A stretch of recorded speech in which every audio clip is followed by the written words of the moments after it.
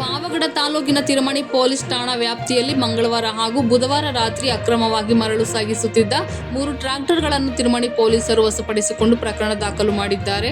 ಮಂಗಳವಾರ ಉಪ್ಪಾರಳ್ಳಿ ಗ್ರಾಮದಿಂದ ಪಾವಗಡದ ಕಡೆಗೆ ಹೋಗುತ್ತಿದ್ದ ಟ್ರ್ಯಾಕ್ಟರ್ ಅನ್ನು ರಾತ್ರಿ ಗಸ್ತಿನಲ್ಲಿದ್ದ ಪಿಎಸ್ಐ ವಿಜಯಕುಮಾರ್ ಹಾಗೂ ಸಿಬ್ಬಂದಿ ಮಹೇಂದ್ರ ಅವರು ಅಕ್ರಮ ಮರಳು ತುಂಬಿದ ಟ್ರ್ಯಾಕ್ಟರ್ ಅನ್ನು ತಡೆದು ಪರಿಶೀಲಿಸಿದಾಗ ಯಾವುದೇ ಅನುಮತಿ ಇಲ್ಲದೆ ಸರ್ಕಾರಿ ಹಳ್ಳದಿಂದ ಮರಳನ್ನು ತುಂಬಿಕೊಂಡು ಬಂದಿರುವುದು ತಿಳಿದು ಬಂದಿದೆ.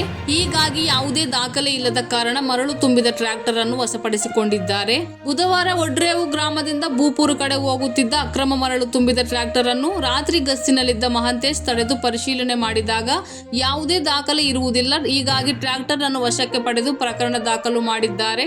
ಹಲವಾರು ಬಾರಿ ಎಂಎಸ್ ಮೀಡಿಯಾ ಅಕ್ರಮ ಮರಳು ಸಾಗಣೆ ವಿರುದ್ಧ ಸುದ್ದಿ ಮಾಡಿದ ಪರಿಣಾಮ ಕಾರ್ಯಪ್ರವೃತ್ತರಾದ ತಿರುಮಣಿ ಪೊಲೀಸರು ಅಕ್ರಮ ಮರಳು ಸಾಗಣೆ ವಿರುದ್ಧ ಬಲೆ ಬೀಸಿದ್ದಾರೆ. ಕಳೆದ 2 ದಿನದಲ್ಲಿ 3 ಟ್ರ್ಯಾಕ್ಟರ್ಗಳನ್ನು ವಶಪಡಿಸಿಕೊಂಡು ಪ್ರಕರಣ ದಾಖಲು ಮಾಡಿದ್ದಾರೆ.